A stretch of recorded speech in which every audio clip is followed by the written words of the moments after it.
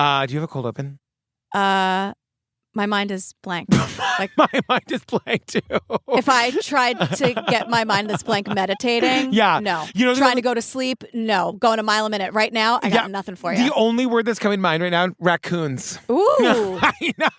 I'm on raccoon talk, so that tracks. Are you? Like domesticated raccoon talk? The one where they cut down the tree and it falls and the raccoon goes flying out of the tree? No. It's people like living with raccoons like their dogs. Great. It's all over TikTok. You know what? We did it. We did it.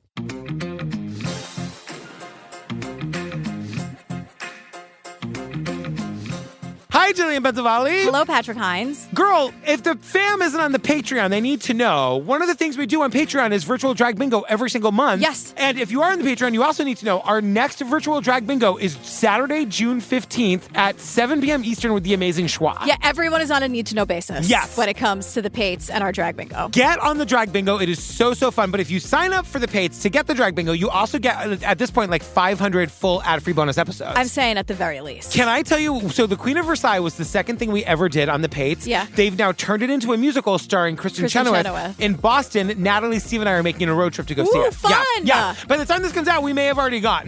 Oh, great. Well, I'll keep you posted. Okay, well, just time travel. Okay, like we do on this podcast. Also, fam, join the Facebook group if you want to make other true crime friends and just sort of be up to date on what's going on and just, I don't know, like share your dog memes and talk about the episodes. Yeah. True Crime Obsessed podcast discussion group. There are 52,000 people in the group right now. Wow. Go make a friend. Okay. You know? What are we talking about? Well, welcome to our bonus episodes, everyone. We do this periodically. This is, I believe, our 9th episode of the year. This is Killer Cases. We've covered the series before, but this is season 2, episode 1. They're calling it the New Year's Eve murder, but it is really about the murder of Sergeant Tyrone Hassel III. Yes. The call came in just after 11 o'clock. 911. I need help. My husband was shot. His wife was there. Kamaya Hassel was there, kneeling down next to Sergeant Hassel, hugging him, covered in blood, crying. Hey, back up! Whoa. Very upset. No. He's at the hospital right now, and Tyrone, everybody's up there. I'm gonna be honest, it does not look good. Oh, no. He was the pride of his family. He shot up the ranks and made sergeant at an incredibly young age. You wait and wait and wait for that time for that boy to grow up and become a man and become your friend as well as your son. And it was all taken away from him. So we're in Benton Harbor, Michigan. It's New Year's Eve 2018. At a little bit after 11 p.m., we hear this horrifyingly awful, sad 911 call. And it's a woman just sort of saying, I need help. My husband has been shot. Yeah, her husband's been shot. So our victim is Sergeant Tyrone Hassel III. He's 23 years old. Yeah, he's a sergeant in the Army. And he's home on leave. Like, he's home visiting his family. Yeah, and holiday leave. Holiday leave. And we learn the woman who made the 911 call is his wife, Kamaya. So much of this is body cam footage. Yep. It's great, but it's also jarring. And we're seeing so much of the scene. She's trying to jump in the ambulance. They're pulling her out. Like, they're not letting her go. They need to ask her questions. Like, the scene is very chaotic. We learn it was like a big response from all of the police departments. Like, everyone is on the scene. And it's chaos down here, Tom. Yeah, it is. Because Tyrone was shot several times in his head, in his neck, in his shoulders. And so Kamaya, we are watching her. It's unbelievable. Like, I know. She's hysterical. She's hugging him. Yes. She's like covered in his blood. And she says what happened that night was that He just brought us something to eat. Okay. We was sitting on the couch eating. And then I just heard gunshots. Okay. And I ran to put my son in the room and I came outside and he was laying on the cart. Okay, how many gunshots did you hear? I don't know. I just heard a lot. Do you have any idea how this happened? I'm not sure. Runs out and sees Tyrone slumped against his car. Right. Our victim is Tyrone Hassel III. His father is also Tyrone Yes. Hassel. He's Tyrone Hassel Jr. And Tyrone and Kamaya's son is also Tyrone. Yes. Tyrone the fourth. Yes. So Tyrone the dad, he arrives at the scene and it's just, and his grandmother is there. We get body cam footage of all of this. But what I don't understand is we're seeing cop after cop tell the family, I don't know what happened here. I don't know what's going on with Tyrone, but it doesn't look good.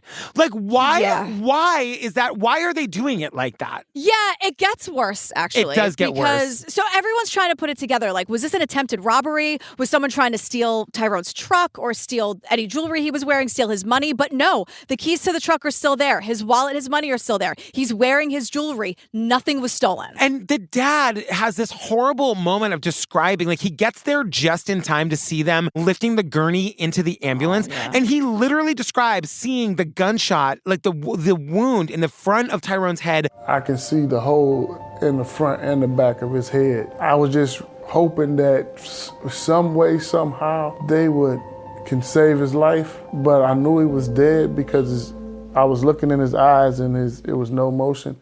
I knew he was dead because I was looking in his eyes and there was nothing there. I know. I just, like, I'm, as a parent, listening to these people describing losing a child in such a violent way. Yeah. It's horrible. And just a weird logistical thing. They all must have lived so close because everyone was there. So this was a really, really close family because they all were able to be there within minutes. Right. And we meet Prosecutor Steve, and he's saying, like, the cops, their number one job right now, obviously, is preserving the scene, collecting whatever evidence they have. And they're trying to figure out, like, because we're going to learn that Tyrone was, like, beloved in his community. He was, like, a really exceptional guy. Yeah. And they're like, who would want this guy dead if it wasn't a random robbery? Because the other thing that Dad tells us, this is a really low-income neighborhood, so it could have just been a random robbery. It wasn't that. What the hell happened here? So they asked Tyrone, our victim's father, like, hey, so level with me. Yeah. What are the odds of this being a drug deal gone wrong? And I'm like, that's just rude. I feel, once again, they haven't had the bedside manner training. And Tyrone's father is like, absolutely not. My son was an exceptionally good, there was no drugs here. I'm not saying that, like, you're a good, bad person. He's just like, I know my son. Yes. No. That's not what this is. Now, they're telling us about the crime scene, right? They find 4 bullet casings, and the police determine Whoever shot him was either laying in wait or walked up on him because they shot him right up next to his truck right outside the door. It was a point-blank shot, I'm sure. Somebody knows something. the person had obviously been hiding behind the truck. Right. Which is where Tyrone's body was found. Right. And so they're wondering, maybe it was a mistaken identity because we learned that Tyrone's half-brother Benny was hanging out with some shady characters, they say. So did someone maybe think Tyrone was Benny? Right. But all of these paths go nowhere. Right. No, that's not what it was. No. And so, you know, we learned Tyrone is pronounced dead the next morning, basically, on New Year's Day. And Tyrone's dad tells us that, like, Tyrone had gone out of his way his entire life to stay out of trouble. Mm-hmm. He says in a city like Benton Harbor, quote, trouble will find you. Yeah. But Tyrone kept his focus on sports. We see him boxing, and I thought they were just going to, like, be sparring. Tyrone is not fucking around. He ran track. He played baseball. He was a boxer. Yeah. And his dad said he stayed out of trouble because he stayed so busy. He got excellent grades. He had a ton of friends. Like, he was thriving. People describe him as the kind of guy who makes you a better person. Oh, he got a scholarship to college. The college was called Grand Valley State University. And they say that while he was in college, he decides he wants to go serve his country. And this is where he enlists in the Army. And immediately when he was in the Army, he shot up the ranks and made sergeant at an incredibly young age. I talked to some of the people in Army CID, and they said, yeah, you don't make sergeant as fast as he did.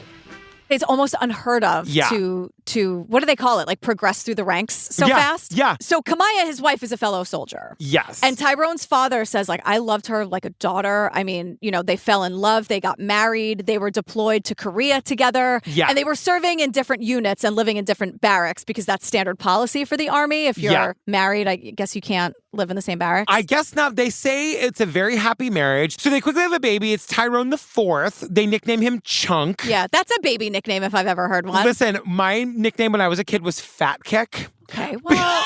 the look of concern for young Patrick.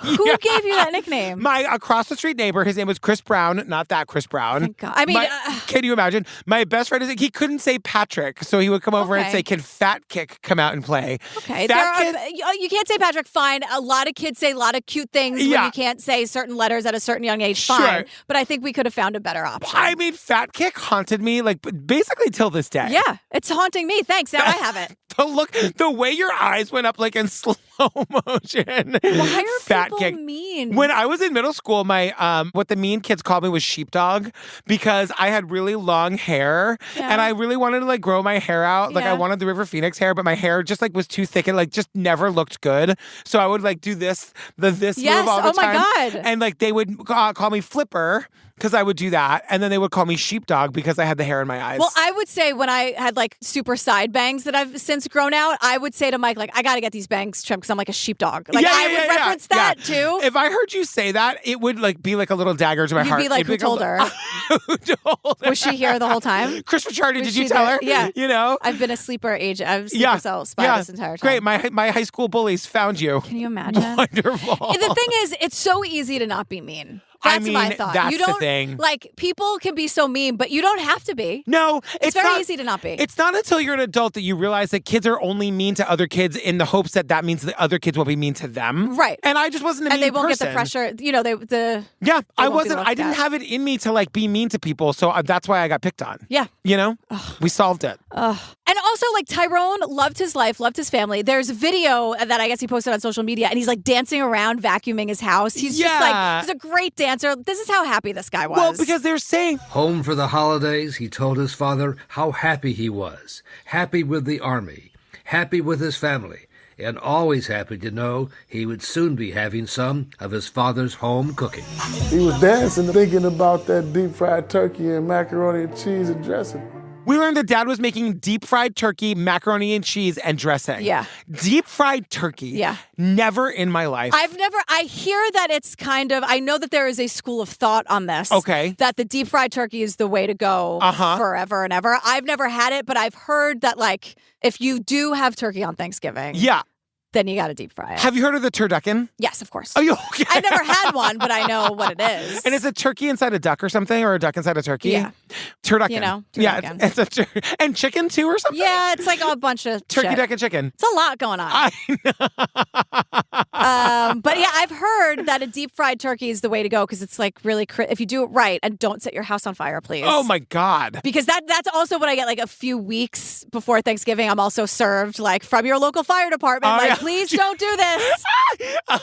And if you do, just don't. I gotta say, like, if you're frying anything, you kind of gotta know your way around the frying situation. And it needs to be done outside. No? Yes, I would think so. I mean, I think all cooking should be done outside. Well, and by done outside, I mean ordering Seamless and that is delivered to you. You know, that's what I mean by cooking outside. I'll be inside making the mac and cheese. Yeah. Someone else handle the outside cooking. Oh my God. Well, the dad is just here to say that, like, he really thought that Tyrone was going to be a really successful young man, like a great father. And like he was. He was all that. And at 23, like, you're just starting your life and it's already going so well. Yeah. So we get, again, more body cam footage. The cops talk to a neighbor, and when the neighbor, he's like an older guy. Okay. And when the neighbor opens the door, the cop's like, hey, how you doing? He's like, oh, ornery as ever. Yeah, because the neighbor... Thanks for your honesty, this Nabes. Old white man is like calling the police over to report on like some suspicious car he saw parking nearby.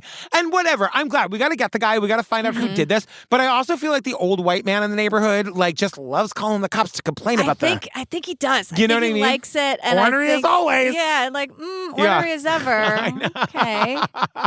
Weird way to say it. I know. I think I know what you mean. But they say dozens of tips are coming in. They follow up on every single one. Remember the whole idea of the half-brother Benny? Like, was it a mistaken identity situation and that's why he was killed because they wanted to get Benny? Like, we see footage of Benny going in for his interview. It wasn't that. Like, they're turning over every rock, but they're coming up with nothing. And they're talking to everyone, friends, family, the community. Everyone is cooperating. And then we get an anonymous phone call. Who is this lady? She knows everything. She knows everything. She knows everything. Yeah. So this woman calls the police and she tells them. And it was a woman calling saying, you need to take a look at people within his own battalion and platoon who may be responsible for this.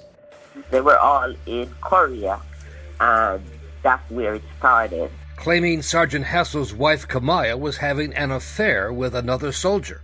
Tyrone's wife was having an affair with another soldier, and it all started in Korea. And the cops are like, what? Kamaya, no. I know. You know what I mean? Like, I just remember like the video footage of her being pulled out of the back of the ambulance. First of all, why aren't they letting the wife go with the husband that's just been shot? Yeah, I don't know. Maybe like because of their son. I don't know. Yeah. But the lady on the phone says, I don't know if it was there or here, but the funeral is tomorrow and you guys should look at the wife. And the thing is, Tyrone knew about this and he got in a fight with the guy that Kamaya cheated on him with. Right. So like Tyrone, right, like you're saying, he knew about the affair, or he knew that there was interest from this other person. Yeah, like this guy that Kamaya was cheating on with, like Tyrone and him got in a fight and there were threats thrown around. And on the phone, we hear this woman say, you guys got to look at the wife. Yeah, I know. Gasp. Number one, who is this lady? I know. We never know. I'm dying to find out who she never know. is. And the funny thing is, like, Kamaya probably knows. Like, she hears the voice and she's like, oh my God, Sandra. Oh my God, Sandra. You know what? I know.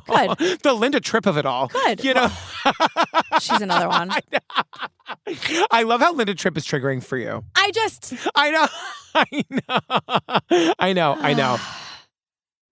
Now, like, the thing is, this is, like, the first good lead they have. And then the prosecutor, Steve, tells us that people are starting to come forward. So there were 2 Army specialists who came forward to their, like, command leaders or whatever and gave statements about what had taken place in Korea. And one of them said that Tyrone for sure knew and knew about the thing, and there was the big fight. The other one that comes forward is the soldier that was having the affair with Kamaya. Yeah. His name is Jeremy Cuellar, known as Quay. And then a third soldier comes forward. And then another soldier revealed he had sold Cuellar a Glock pistol just 2 weeks before the murder. I don't know how to use it, so I know how to unload it, load it, clean it, take it apart, disassemble it, put it back together.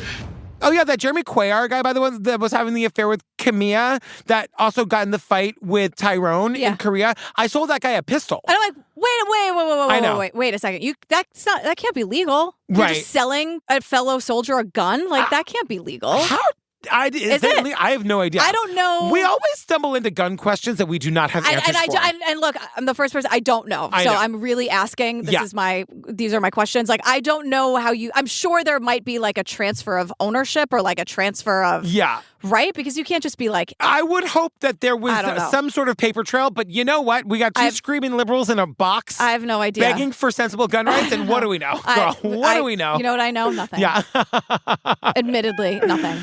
So Jeremy, of course, is arrested, and he immediately asks for a lawyer, so they can't question him, and he doesn't say a word. And once again, like, this is one of those documentaries that loves how much footage it has, because we see so much. The cop talking to Jeremy, being like, you probably want a lawyer, right? And he's like, yeah, I'm definitely not saying a word. Yeah, but that kind of doesn't matter, because apparently Jeremy told everybody what he did. Yes. He told another soldier, and I quote, I went up there and I took care of it. Did you? Right. And he talked about, like, how many shots he fired. He talked about the gun. He talked about where he got the gun. And how it all happened in Tyrone's driveway. Like, he's got details that only the killer would know. Right. Now, I'm thinking, what about Kamaya, the wife? She was questioned a few days ago. She didn't say anything about the affair, because they asked about the affair. They always do money problems, the affair. And she's saying she'll do anything she can to help find the killer, except mention the fact that she was having an affair with the guy that got into a fight with her husband in Korea that was then sold a gun. But it took them 2 seconds to fight, because everyone told everybody. Right, because it's also like there was weeks of nothing, and then all of a sudden it's like all at once you get this anonymous phone call, and then everyone's coming forward. Right. You're never going to get away with it. No. I don't know how to. Especially when you got Sandra making those anonymous phone calls. I know. Like, no matter what, you're never getting away with it. I love that we don't know who she is, because I feel like that's kind of a way to be like, see, you can stay anonymous. It's funny, if we can solve a murder. She did have an accent, and I was like, is it a real accent? I don't know. You know what I mean? Did they fake it so that we keep her anonymous? Is it like an AI accent? I guess bear in mind, if you're making an anonymous phone call, they can get the tape and use it in the documentary. So, you know what I mean? Maybe they messed with the pitch or something. I so hope it's not they did something to disguise her voice. So the cops need a plan to talk to Kamaya again. Yeah. Because they don't think she's just they think it's suspicious if they're like, we need to talk to you again. And maybe word got around. They don't know. Yeah. So they asked Tyrone's father to come to the station with Kamaya. When we walked in, he was like, Kamaya, you go right here. Mr. Hassel, you have a seat right here. And they took her behind a secured door. Came right back to me, and he said, Mr. Hassel, go home. It's going to be a long night. Kamaya, come right this way. Yeah. And then they send Tyrone's dad home. And he's like, what? You know who could have really benefited from asking for a lawyer? Kamaya. Kamaya. I mean, what is about to go down with Kamaya is like nothing I have ever seen. No. But they sort of present this as like, so the cops had this great plan. It's like, you could have been a lot more subtle with this. I know. You just kick Tyrone's poor dad out on the, they're like, okay, thanks for dropping her off. Bye. And he's like, wait, I thought you want to talk, like my son, like, did you solve anything? Like, what's going on? Because also Tyrone's dad, also named Tyrone, is like, I loved Kamaya like a daughter. I don't know why they're keeping her and questioning her. Like, what is going on And here? why don't they want to talk to me anymore? Right. Like, it's just a lot of emotional trauma that he didn't have to go through. They also say to him, like, girl, it's going to be a long night. Like, don't even bother waiting. It's going to be a long night. Okay, not subtle at all. And we learn it's like a 15-hour interrogation. Yeah, and they like want their flowers for this big master plan. I don't, whatever. Yeah. You got her in the room without a lawyer. Congrats, I guess. And she doesn't ask for one. It's wild. So we see her interrogation, and the guy sits her down, and she just says, you know, the friendship with Jeremy started in Korea. It wasn't sexual. It was more that like Tyrone wasn't treating me well. It was an emotional affair. Yes, and Jeremy was there to like listen. But the cops say to camera, like, Kamaya, I know relationships are dynamic and layered, but at the same time, Kamaya's going to say several different conflicting things here. Well, right, because the detective is saying to us, he found her initially very believable. Yeah. And he asked her to take a polygraph. I mean, we saw the body cam footage. Totally. Yes. But even in this interrogation, he's saying, when she's saying, I was just friends with Jeremy, I know not, he's like, we got our guy. We know Jeremy did it. It's a matter of, did Kamaya put him up to it? Did she know anything about it? And right now, he's like, I don't think she did. Right. Because she is also saying, I can't get married again. No one would treat me as well as Tyrone did. Right. But 2 seconds ago, you said, well, Jeremy was there for me because Tyrone wasn't. So which is it? Right. And Tyrone like treated me so badly. So I'm not sure what, I guess she must be grasping at straws and just not sure what to say. Yeah. And I think that like she cracks pretty easily. She's not putting up too much of a fight. I think that I don't know. She knows like she's never it's here gonna, now. Yeah. So like he says to her, can we give you a polygraph just to like officially rule you out? She says yes, like an idiot. Yes. I mean, stay stupid. Yeah. But they're also non-admissible. So, like, does it matter? But I mean, it matters in the sense that you can take it back to, A, she might not know it's not admissible, and B, if you can get her to believe that, like, we believe this thing and now we're just going to get the truth out of you, you know what I mean? Yeah, like, no, they do use it as a tactic, right? Totally. So, meanwhile, Tyrone's family has no idea that she might be involved. Yeah. Because she's still there. It's after midnight. This is exhausting. I got to get up in a few hours to go bury my son, and nobody's telling me anything, and his wife is over at the sheriff's department. I'm concerned about why they have her over there, but I'm still not convinced that she had anything to do with it. I have to be up in like 3 hours to bury my son. Oh my God. Can we get his wife home? Because like we also got their child that is like, suffering now too. Yeah, that's why I'm like, I'm going to take the flowers back, cops, because they caused a lot of strife in this. I know the point is to get whoever did this. I understand it, but I don't know if you really needed to drag Tyrone's father through all of this the day before the burial. Yeah, I agree. You know, and I was honestly really surprised when the polygraph came back and it was like, she's being deceptive. Right. It's so funny how I selectively believe polygraphs. You selectively believe it. But like, don't you think they got it right in this curse? Right, but like, there's a reason. And the point is, but they use it. It's a manipulation tactic. Yeah. Because like, why not just allow magic? You know what I mean? Know, abracadabra.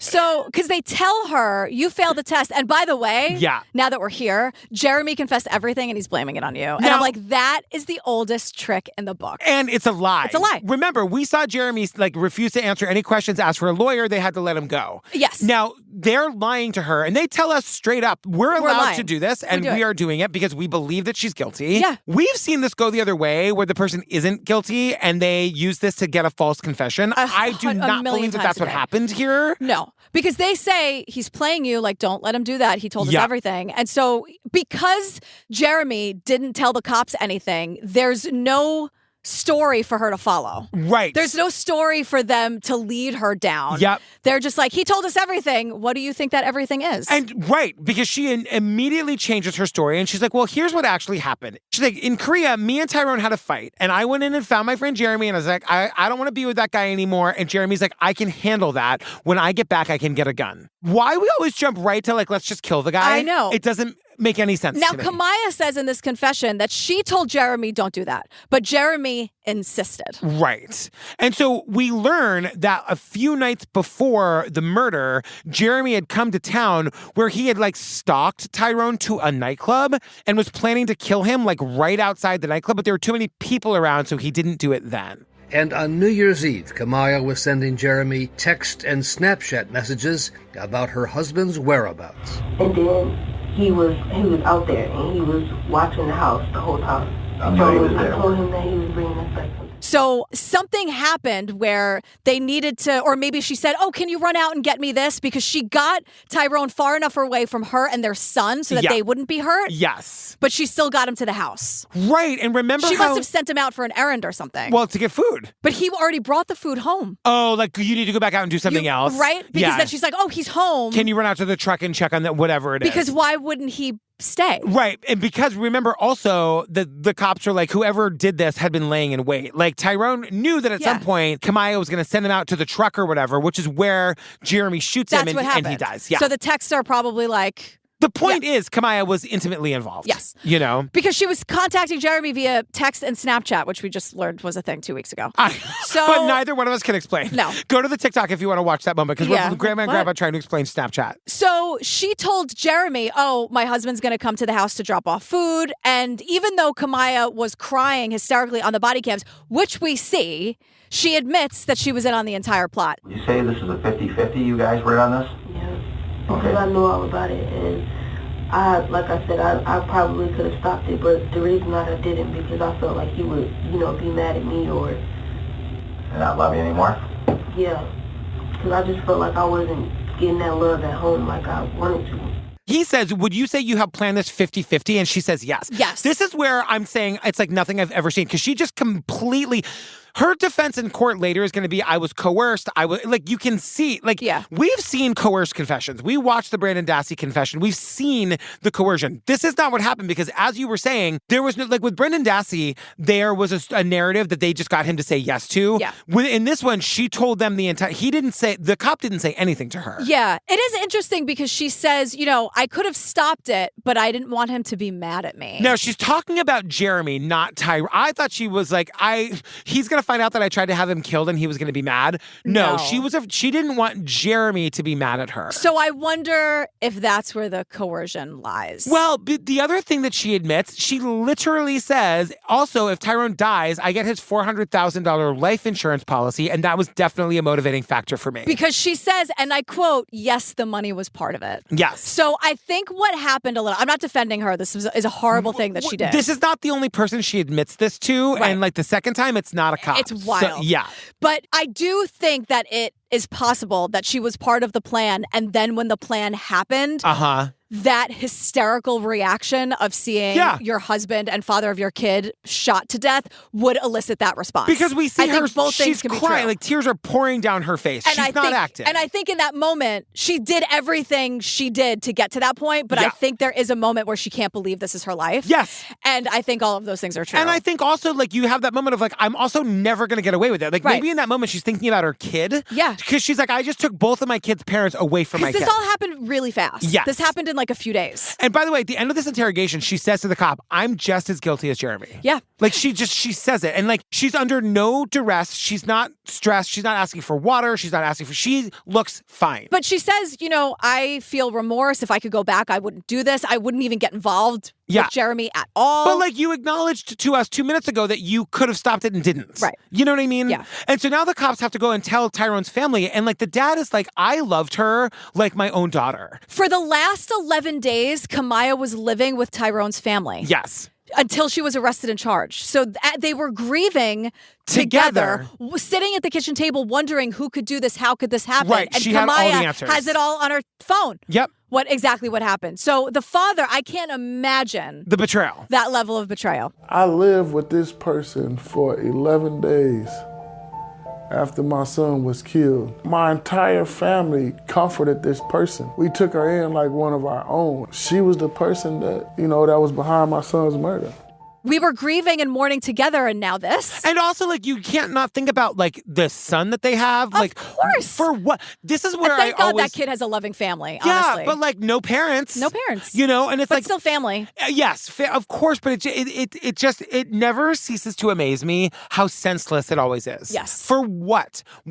For what? Right. You know? So Kamaya and Jeremy are both charged with first-degree murder. Yes. And now we're at the trial. So they decide to put on Kamaya's trial first because they feel like they have a stronger case against her. And I'm like, Because do you she need confessed. the full fucking confession? Yeah. You know?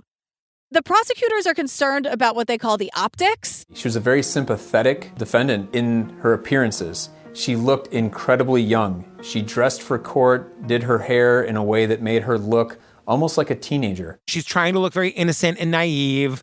But I'm like, all you got to do is play that confession. You know what I mean? Because the prosecution says, quote, she didn't pull the trigger, but her fingerprints are all over this murder. And they loved that line. I was going to say, like, this prosecutor's got a lot of one-liners like that. He really put his English undergrad degree to use here. Let me ask you a question, though. Yeah. Prosecutors out there, if you're listening. Hi, Stacey. Hey, does that work on the jury? Like, do you have those one-liners so that is something that people remember? Like, to kind of boil it down to something memorable? It's funny. I've been on a jury. Yeah. And I was the foreman of the jury. And it didn't get very far because it was like, the whole thing was like a guy fell off a roof on a construction site. Okay. And it had been determined that the company was at fault. And now we had to determine if it was like the contractor or the subcontractor and how much money he was going to get.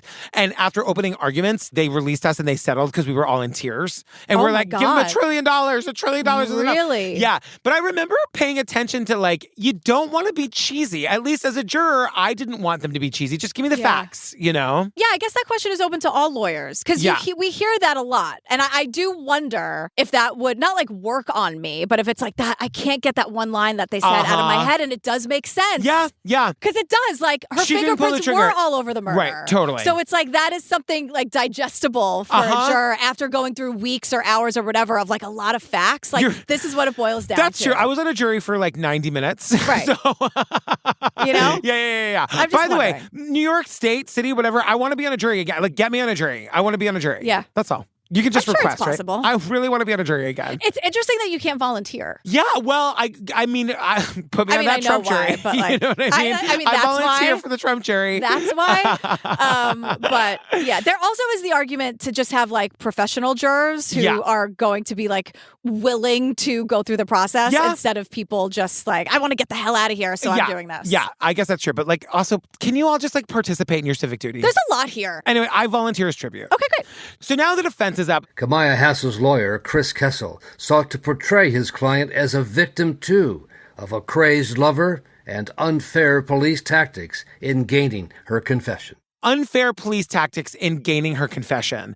But I'm sorry, like, she gave a full confession. She does not look stressed out or under duress in any way. Yeah. You know what I mean? And she's not necessarily saying, because what they're saying is, well, the cops lied to her. Right. It's not just like this was drawn out of her and she was kicking and screaming, because she's not saying that. No. They're just saying, oh, well, they lied to her and that's what led to this confession and that shouldn't be allowed. And the cops go on the stand and they're like, we 100% lied to her. It would be weird if we didn't. We do it all the time. It's like trick number one, tell her the other guy confessed. Because they do it all the time. And I'm not saying, like, I know this is a very, very imperfect system, but like, how many times did Brendan Dassey say I didn't do it before he finally said I did? She never said.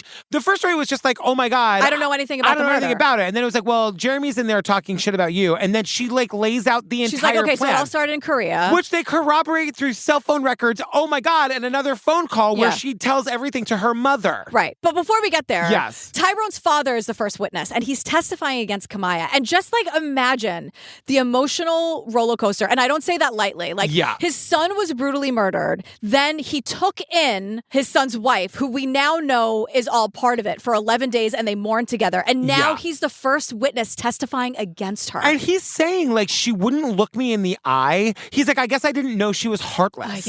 You know? I mean, because then to live with his family for all those days. And the last time he saw her was when they walked into the police station together and they're like, Kamaya, come this way. And Tyrone's dad, we have no more need for you. Never mind. Oh, we got this wrong. We actually don't need you. So we're at her confession and they're playing the entire video video. I mean, like that's all it takes. The 45-minute clip of her confession. And, did you plan with Jeremy to kill Tyrone? Yes. And now she's initialing everything. Well, one of the things she initials... That's the first question I asked was, did you plan with Jeremy to kill Tyrone? Her statement was yes, so I put it in quotes. Then we came back later and we have her initial it. And then I asked her how I treated her, and I had to write a 10 out to the side, 1 to 10, on how I treated her. And then we both signed and dated at the bottom. The detective has her rate on a scale from 1 to 10 how he treated her in this confession. She gives him a 10. Well, initials it. Right. Now, talking about selective reasoning here, that doesn't necessarily mean anything when a cop is hovering over your shoulder. I guess not, but we see it. We see the interaction. Now, you know normally, what I mean? I'm not defending the cops. No. I know it very often goes the other way. But this is where a little thing called nuance comes into play because this isn't a universal thing. Right. But normally when a cop's over your shoulder and they're like, sign it or you're going to die. But she's confessing before he's even asking her questions. Yeah. You know what I mean? Yeah. So this is when the defense cross-examines the agent who got the confession out of her. And it really is comical. They think it's such a gotcha moment for them to be like, you manipulated her, right? Of course He's I like, did. yeah, of course. What are you talking about? That's my job. Of course I did. Did she one time say, no, I didn't do this? She doesn't ever say that. Yeah. She never says, no. Because, okay, fine. I'll do whatever I have to do to get out of here. I'll sign anything you want. Because the big bump moment is when the defense is like, you told her that the other guy was ratting her out. Yes. And that was a lie. And the cop is like, absolutely it is. Yes. We've been doing that since the beginning of time. Right. Is this your first trial? We lie all the time. You're absolutely right. I lied to her. That's how I got the confession. Next. So then the prosecution is back up. I wrote, the prosecution is like, hold my beer. And they play a tape of Kamaya calling her mother and telling her everything. The mother is basically like, shut your fucking mouth. Yep. And then Kamaya's like, no, I got to tell you, I knew everything. I thought we could get away with it. And the prosecution is going to say in the closing arguments, fine, you know what? Let's say the confession was coerced from the cop. What else shows that this was planned out ahead of time? Her own statements to her mother. It was planned in Korea. Surely, she was not giving a false confession to her mother when she said, we planned it. I don't think the mother was coercing a confession from her daughter. No, not at all. And everyone knows those calls are recorded. Right. So what is going on? To me, it feels like Kamaya wants to get it off her chest. I think she wants to admit to it. Yeah. You and know? I'm not saying that it's completely 100 million% out of the realm of possibility that Jeremy was the aggressor here, but she absolutely, she was telling him where he was every step of the way. And the only reason she didn't stop him from killing the husband was because she thought Jeremy might get mad. Right. Now, which is valid. It's valid, and we don't know what she means. Guy. Right. If she's afraid of him, I understand that. But there's a person's life is on the line here. Right. And she's also lying about it. Yeah. Instead of saying I got in over my head and I'm so sorry and this horrible thing happened and I didn't know how to get out of it. Right. I also love that we get to closing arguments and the prosecution is they just play the confession again. That's her entire closing argument. And then the defense gets up and the defense is without this confession, which she made of her own free will and then made again to her mother, the state has no case. Yeah. And I was like, wait a second. Wait, what? So the state's got a rock solid case. Yeah. It does feel like we're not getting the full story because we never really hear from Kamaya why. Why did this happen? Yeah, we do. Other than for her to say that he wasn't treating me well, but also I'm never going to get married again because no one's going to treat me as well as Tyrone. Also, the money, the $400,000. Maybe Jeremy was the aggressor, but she was still involved. Yeah, you know. So the jury deliberates. They come back first thing the next morning. Yeah. She's found guilty. She is serving life without parole. Now, Jeremy's case happens a month later because he actually pulled the trigger. And they say the evidence is very strong. Including the testimony of his fellow soldiers about buying a gun just before the murder, how his phone tracked his travels on the interstate to Benton Harbor, and that a new piece of police equipment actually spotted his car's license plate. And it was picked up the night of the murder, just a couple hours before the murder, which put him in the area around the time of the murder, which was very important. They picked up Jeremy's license plate in Benton Harbor an hour before the murder. Yeah. It puts him there. And all the details about the affair. And he basically told everyone what he was going to do and then told everyone after he did it. Exactly. So they don't even go to trial. They just ask for a plea deal. And Jeremy pleads guilty to second-degree murder, gets 65 years, which means he'll be eligible for parole when he's 90. And Kamaya got life without parole. Yeah.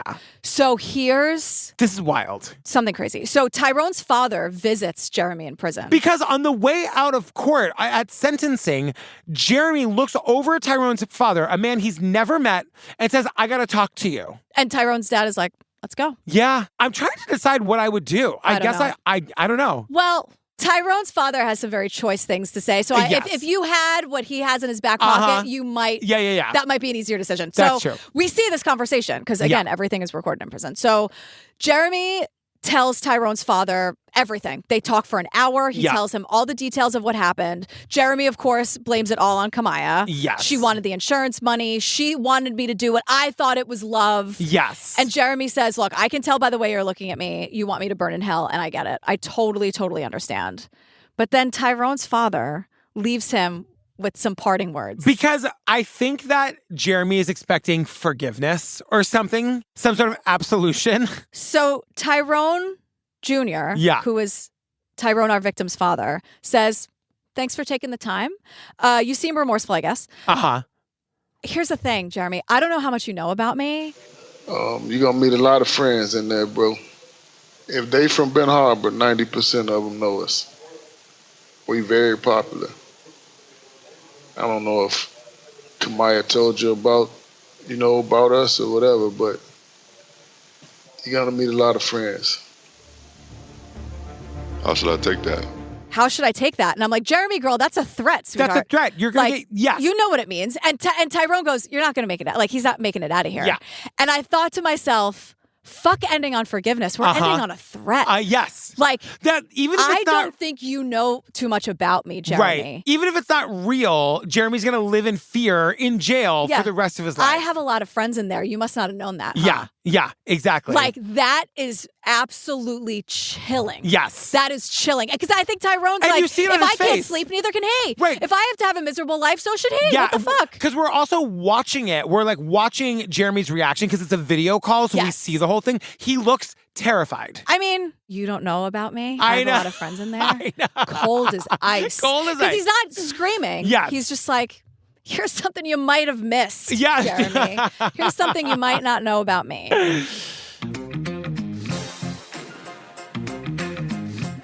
Oh, girl, we did. What's it called? So this is our bonus episode 9. It's an episode of that show, Killer Cases, season 2, episode 1, but it's the murder of Sergeant Tyrone Hassel III. Fam, a couple of important dates. First, Saturday, July 15th at 7 p.m. Eastern Time, we're doing our virtual drag bingo for the Patreon. Anybody at the $5 level or above. Yep. With the amazing schwa. It's so fun. The prize packs are amazing. It's so great. And then on Wednesday, July 10th, I've mentioned this before a couple of times. Our very dear Natalie Grillo is producing her very first show at this fabulous cabaret venue called 54 Below.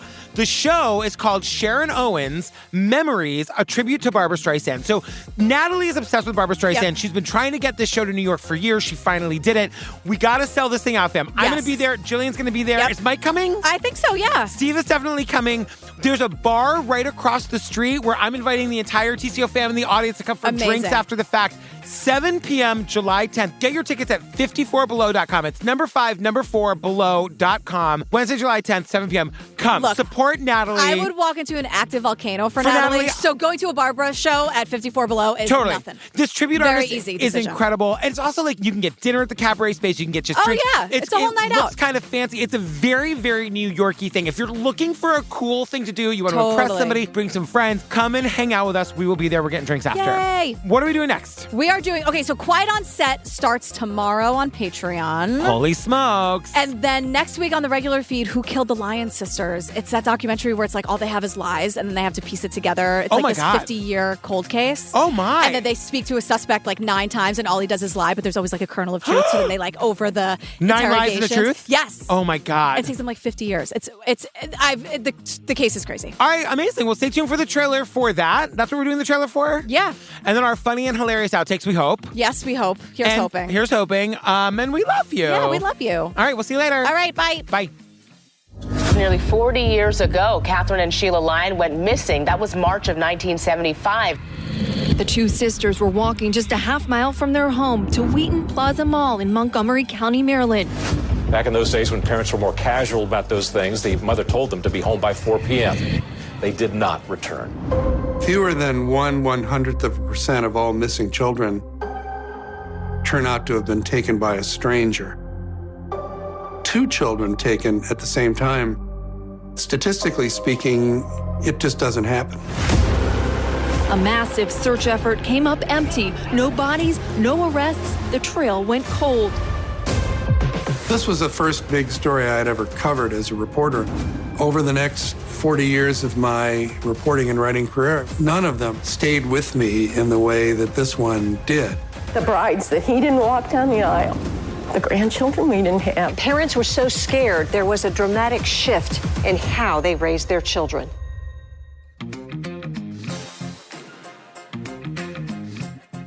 There's a lot going on in this Look, I conversation. understand. Like, there's a lot of reasons why people can't do jury duty. I get it. Yeah. But like, if you can, you should. Yeah. It's like you know what I mean? I was there a few weeks ago, and they let me go because I checked way too many boxes on the survey.